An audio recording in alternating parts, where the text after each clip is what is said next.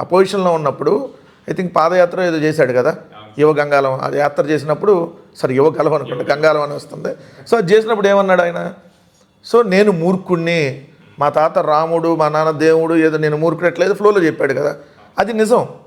మూర్ఖుడు ఏం చేస్తాడు, ఇప్పుడు ఏం చేస్తున్నాడో తెలియదు, అందుకని అతను మూర్ఖుడు అంటారు. సో అతను వాళ్ళ రెడ్ బుక్ను వదిలే కేసులు పెడతా ఉంటాడు. ఏమైంది కేసులు పెడితే, ఏం బతికే ఉంటాం కదా, కేసులు పెట్టినా జైలుకు పోతాం, సో మళ్ళీ వస్తాం, మళ్ళీ పెడితే మళ్ళీ పోతాం. దాని తర్వాత ఏమైంది, 3.5 సంవత్సరాల తర్వాత ఇప్పుడు రెడ్ బుక్ అనేది తర్వాత చినిగిపోయేది, పేజీలు చించితే.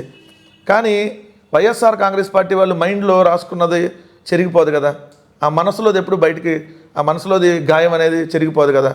అప్పుడు దాని తర్వాత ఎవరు దానికి, నారా లోకేష్తో పాటు తెలుగుదేశం వాళ్ళందరూ రేపొద్దున దానికి బాధ్యత తీసుకోవాలి. ఇవాళ రెడ్ బుక్ అని చెప్పి ఏదైతే విర్రవీగుతున్నారో విర్రవీగే వాళ్ళందరికీ ఇంకొక 3 సంవత్సరాల తర్వాత అదే రెడ్ బుక్కి వాళ్ళందరూ కూడా బలవుతారన్నటువంటి విషయాన్ని వాళ్ళు గ్రహించకుండా వెళ్తున్నారు. ఇంకా అది మూర్ఖుడు, నారా లోకేష్ అనే మూర్ఖుడి చేతిలో వాళ్ళు ప్రయోగిస్తున్నారు కాబట్టి రేపొద్దున అది వాళ్ళకే ఇబ్బందికరంగా వెళ్ళింది. సో మేమైతే దాని గురించి ఎక్కడ భయపట్టాల.